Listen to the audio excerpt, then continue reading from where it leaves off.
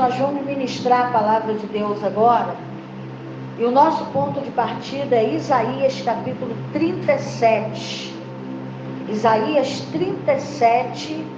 E nós vamos ver o que o Senhor vai falar conosco nessa campanha da carta que nós estamos apresentando ao Senhor, as cartas de afronta que nós temos recebido, aquilo que está humilhando, aquilo que está envergonhando, que está enfraquecendo, que está desfavorecendo, que está prostrando, paralisando a sua vida, a sua casa e a sua família, como Senaqueribe queria fazer com o povo de Deus, mas ele não conseguiu, para a glória do nome do Senhor.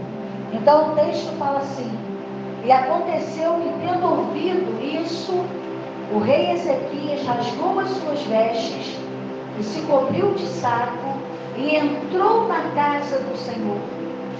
Então enviou Eliaquim o mordomo e Sebna o escrivão e os anciões dos sacerdotes, cobertos de sacos, ao profeta Isaías, filho de Amós, e disseram: assim diz Ezequias, este dia é dia de angústia, e de vitupério, e de blasfêmias, porque chegados são os filhos ao parto, e força não há para dar-los à luz.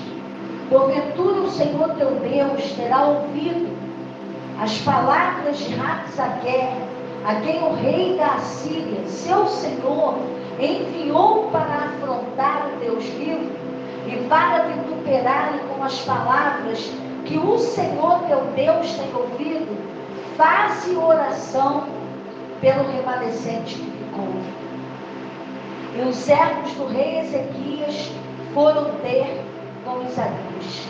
E Isaías lhes disse: assim direis a vosso Senhor, assim diz o Senhor, não temas à vista das palavras que ouvistes, com as quais os servos do rei da Assíria me blasfemaram. Eis que porém nele um espírito, e ele ouvirá um rumor, e voltará para a sua terra, e falo-ei cair morto a espada na sua terra. Até aqui. Então Deus deu essa resposta, mas a resposta está em todo o capítulo 37. Porque no versículo 14, o que Senaqueribe fez? Ele enviou cartas para Ezequias. E naquelas cartas ele ameaçava Ezequias. Ameaçava. Então todo mundo sabe o que é carta de ameaça. Não é isso?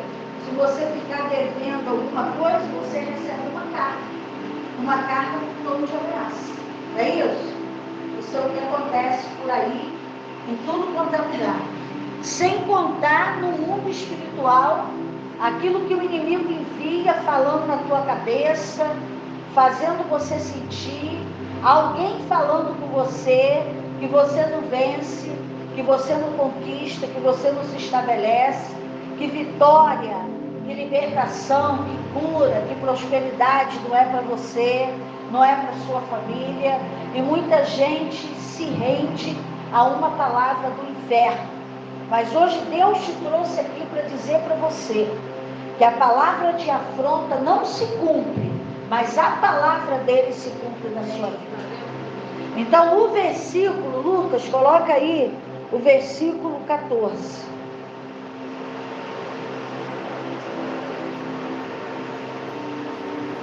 Que fala assim: recebendo, pois, Ezequias as cartas das mãos dos mensageiros e lendo-as, subiu à casa do Senhor, e Ezequias as estendeu perante o Senhor.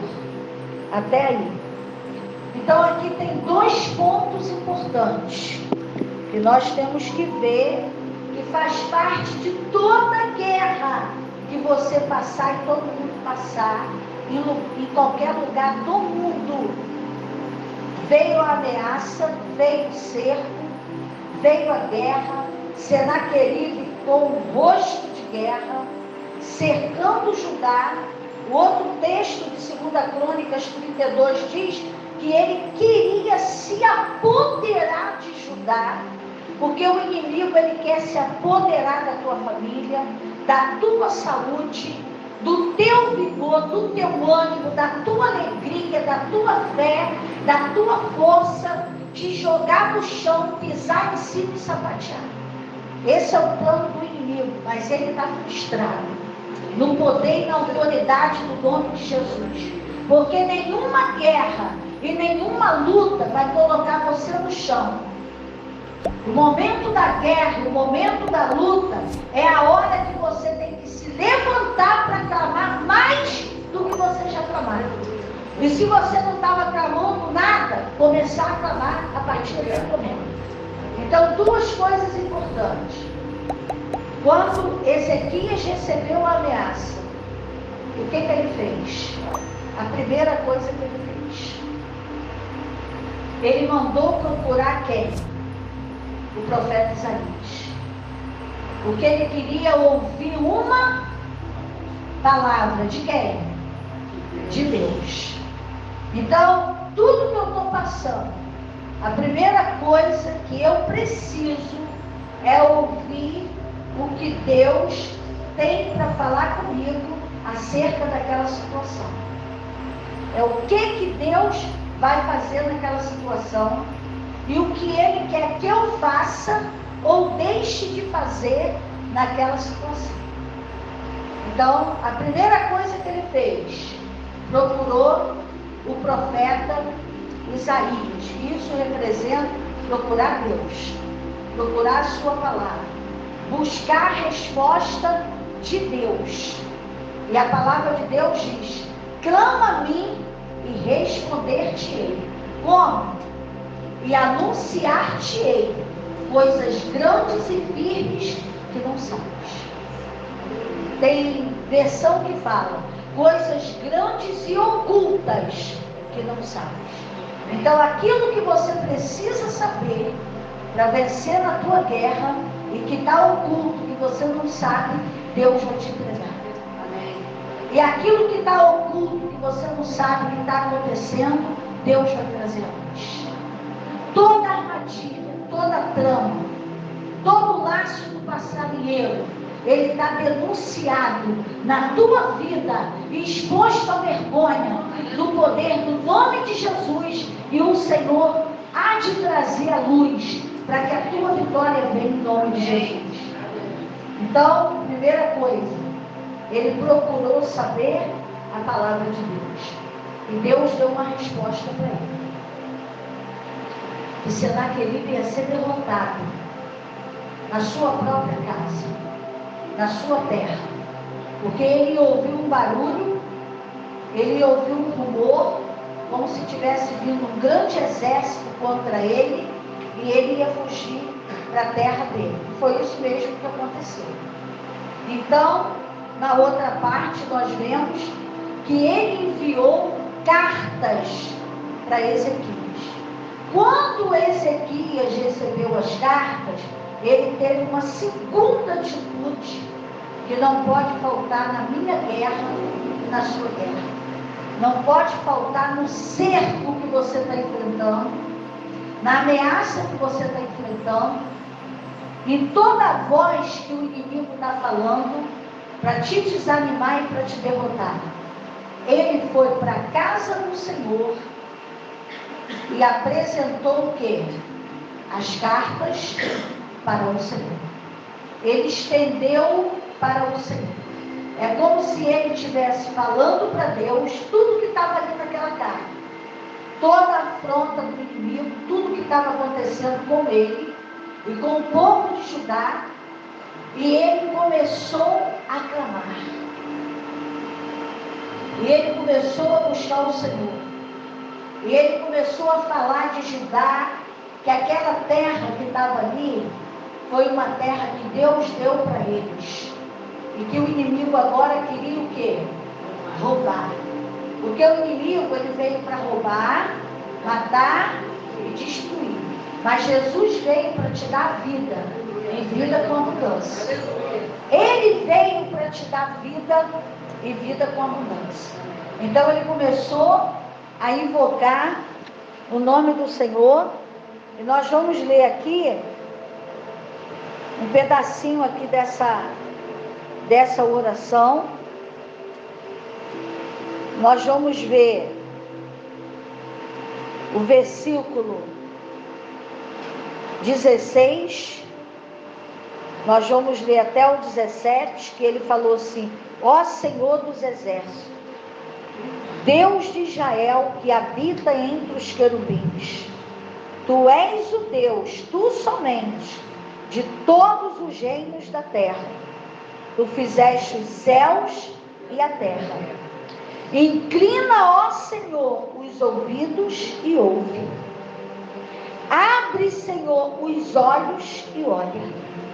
E ouve todas as palavras de Senaqueribe, as quais ele mandou para afrontar o quê? O Deus vivo. Então nós vemos aqui também uma resposta de Deus que está no versículo 33. Coloca aí, Lucas, o 33, que fala assim: foi uma resposta de Deus quando ele apresentou a carta. Pelo que assim diz o Senhor acerca do rei da Assíria: não entrará nesta cidade, nem lançará nela flecha alguma, tampouco virá perante ela com escudo, ou levantará contra ela tranqueira. Pelo caminho por onde vier, por esse voltará, mas nesta cidade não entrará, diz o Senhor. Versículo 35. Porque eu ampararei esta cidade para a livrar por amor de mim e por amor do meu servo Davi. Então, Deus trouxe o quê? A resposta. Então, a resposta que Deus está falando comigo e com você nessa noite é que toda a trama do inimigo na nossa vida caiu por terra no nome de Jesus. E que Deus está cortando agora todo o laço do passarinheiro na nossa vida, na nossa casa e na nossa família. A palavra que Deus está enviando é que Ele vai amparar você. Que você não vai ficar desamparado. Você não vai ficar desamparada. A tua família não vai ficar desamparada. A tua vida não vai ficar desamparada. O Senhor está cuidando de você. Toda flecha que o inimigo armou para lançar contra você e contra a tua família vai cair por terra em nome de Jesus. Aqui no livro do profeta Isaías, no capítulo 57, o versículo... No capítulo 57, e no versículo...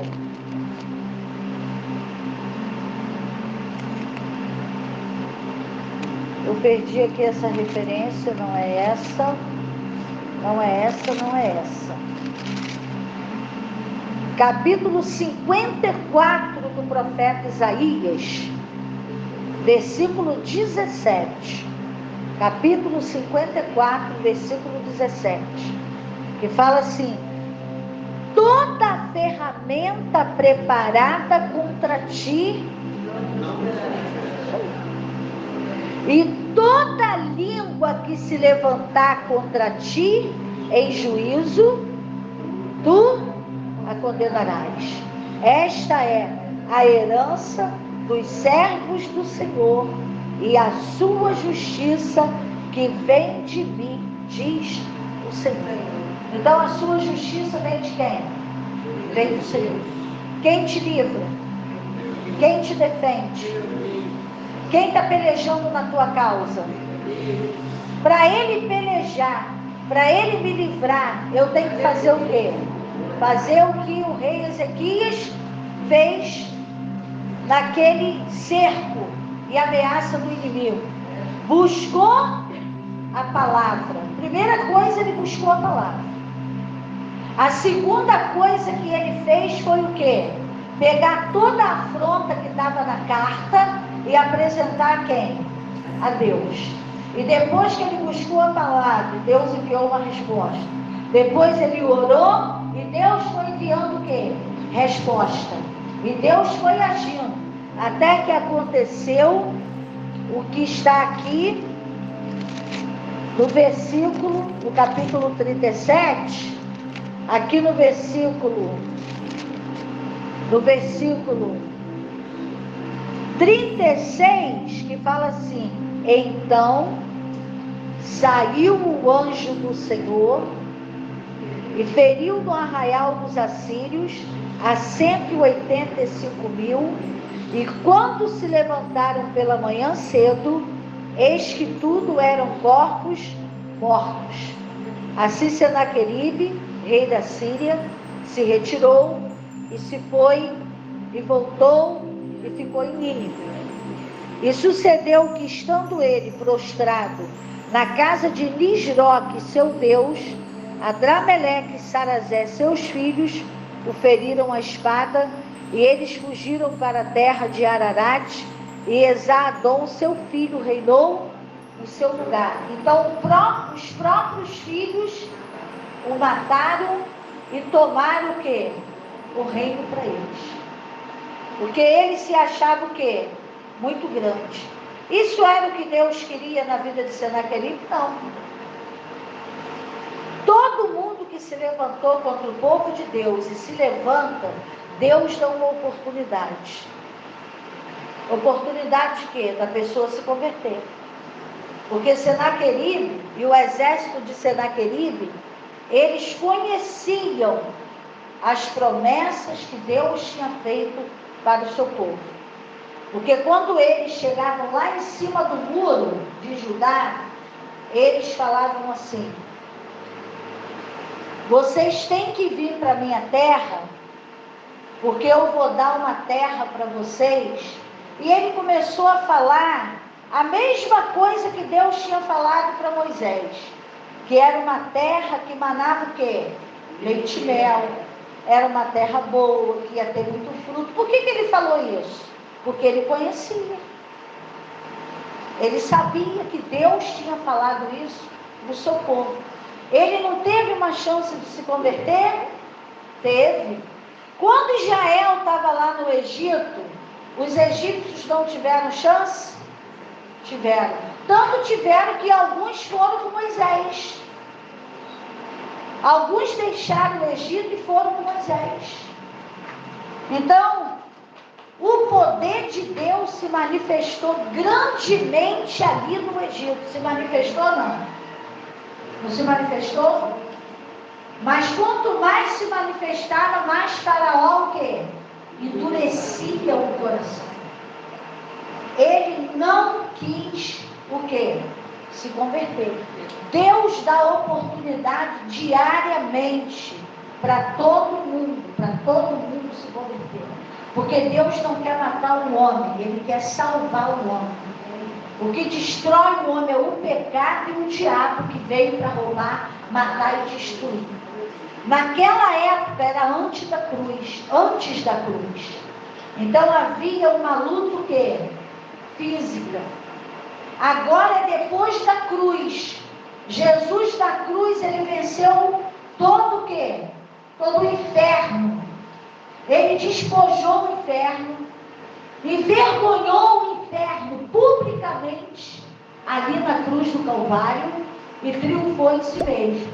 Então a nossa luta não é contra a carne, nossa luta não é contra pessoas.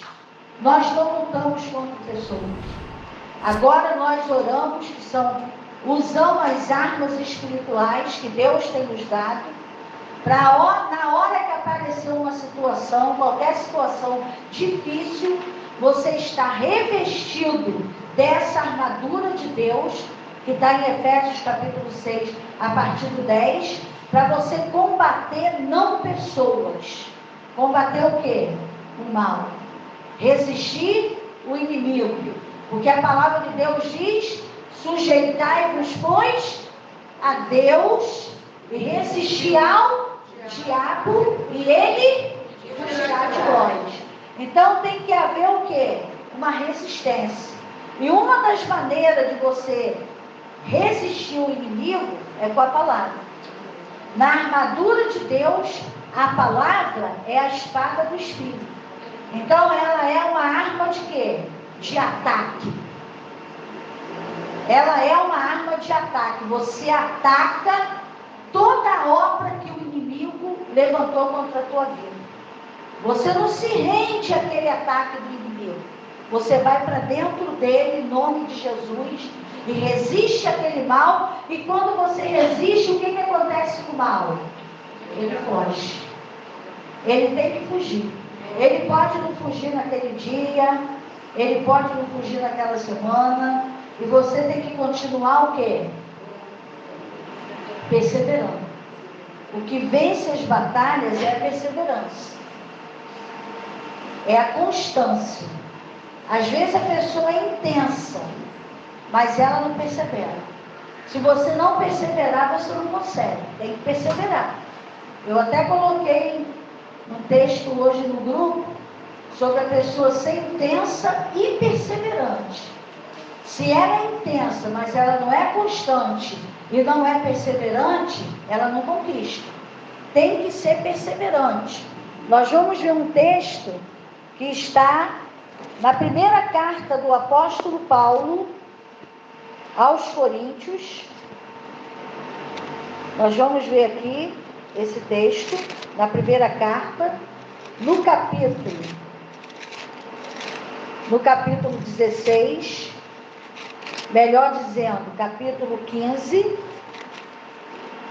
o versículo 58 fala assim: portanto, meus amados irmãos, sede firmes e constantes, sempre abundante na obra do Senhor, sabendo que o vosso trabalho não é vão no Senhor. Então tem que ser firme e constante, e sempre abundante. Então não pode sair desse caminho da firmeza, da constância e da abundância. Tem que perseverar, tem que ir até o final. Por quê? Porque você vai orar e durante um tempo, pode ser semanas, pode ser um dia, 2 dias, você não vai ver o quê? Nada. Em que sentido? Você não vai ver a resposta manifesta. Você não vai ver um sinal de Deus trabalhando naquele diagnóstico, trabalhando naquela sentença, trabalhando naquilo que você orou. Se você não for firme e constante, você chuta o balde, você desiste. Mas se você for firme e constante, você persevera na oração e não abre mão da tua vitória, não abre mão do teu milagre, não abre mão da tua cura e não abre mão da tua libertação.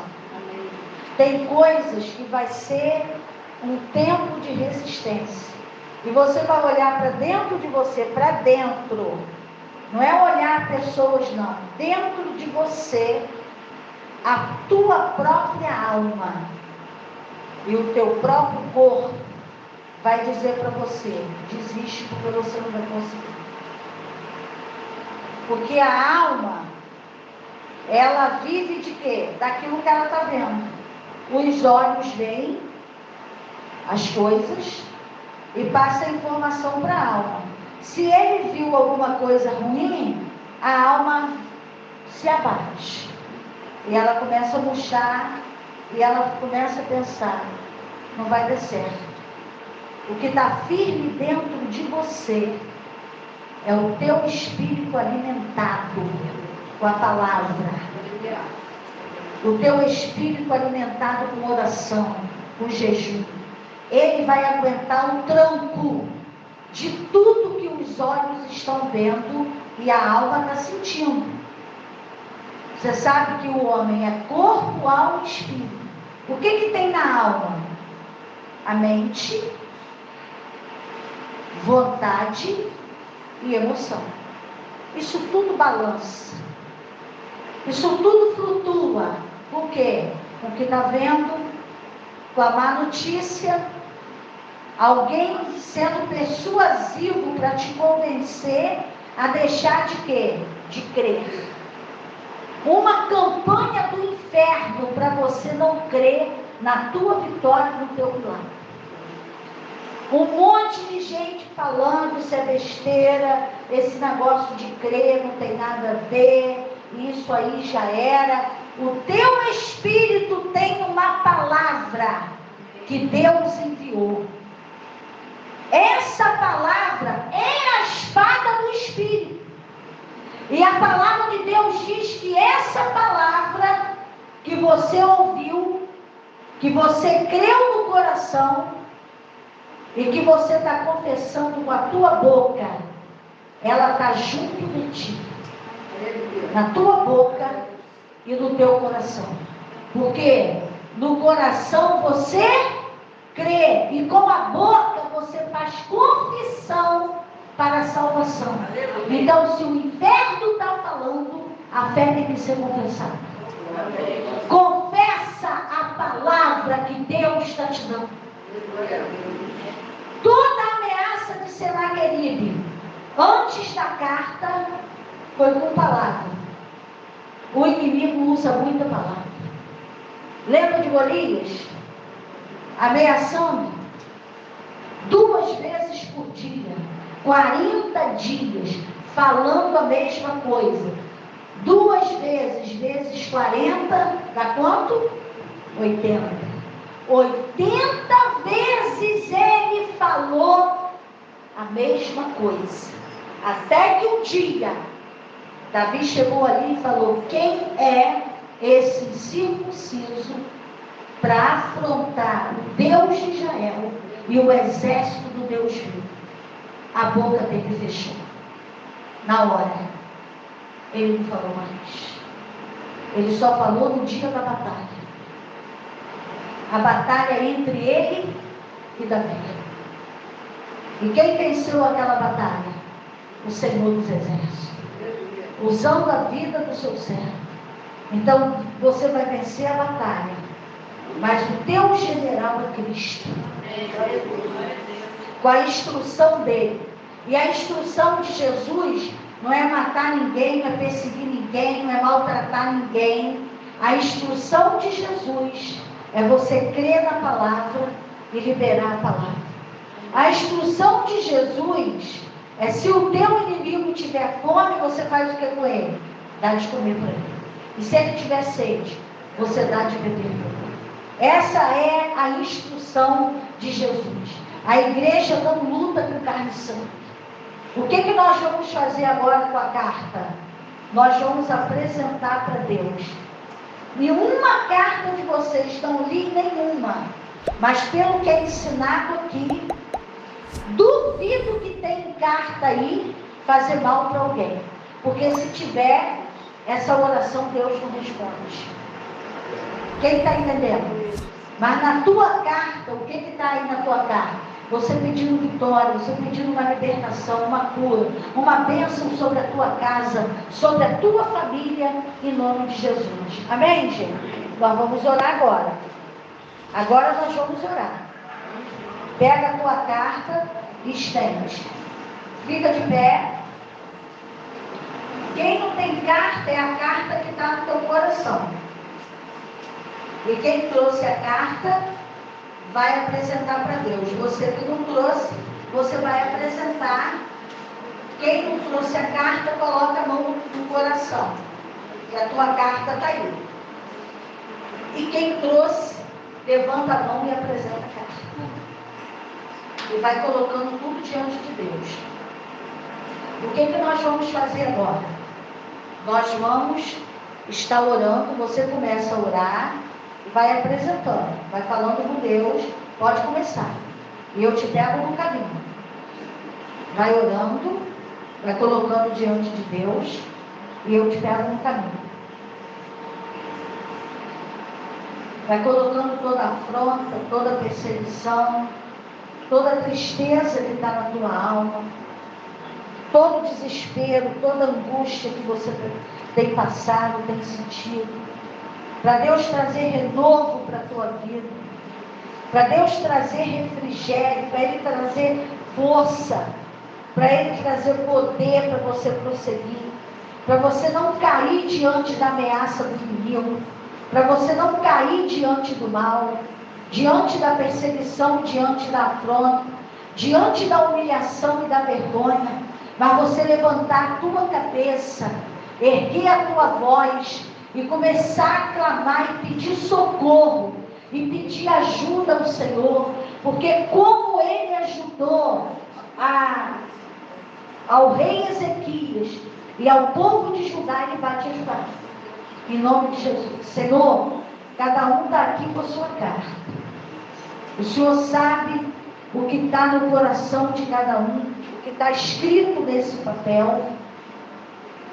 Porque o Senhor mesmo falou para Ezequias: eu conheço o teu assentar e o teu levantar. O Senhor conhece toda a nossa vida, toda a nossa história, o antes, o depois e o agora. O Senhor sabe tudo. O Senhor também sabe o nosso futuro. A nossa vida está nas suas mãos. A tua palavra diz para nós que haverá um bom futuro e uma boa esperança. Que esse é o plano que o Senhor tem para nós. O Senhor falou em Jeremias 29:11: eu é que sei os pensamentos que tenho a respeito de vós. Pensamento de paz e não de mal, para dar o fim que vocês estão esperando.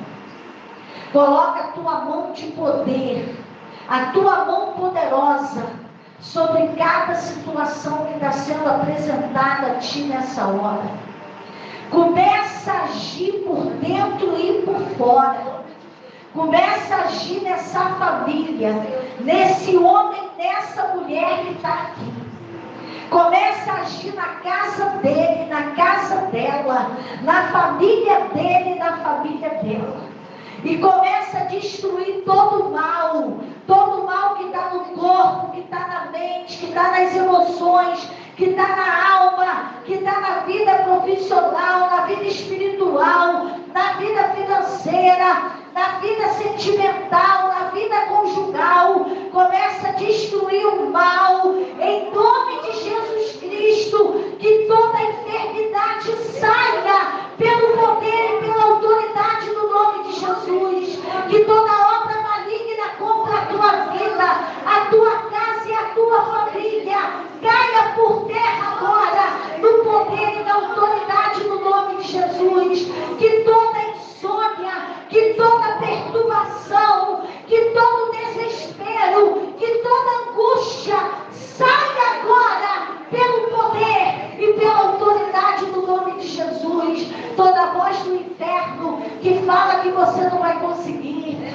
que fala que bênção não é para você, felicidade não é para você, alegria não é para você, eu calo essa voz no poder e na autoridade do nome de Jesus e declaro a palavra de vitória do Senhor sobre a tua vida, sobre a tua casa e a tua família. E essa voz da palavra de Deus, o Espírito de Deus que fala à igreja, ecoando sobre você, sua casa e sua família, em nome de Jesus. Amém. Louvado e engrandecido seja o nome do Senhor.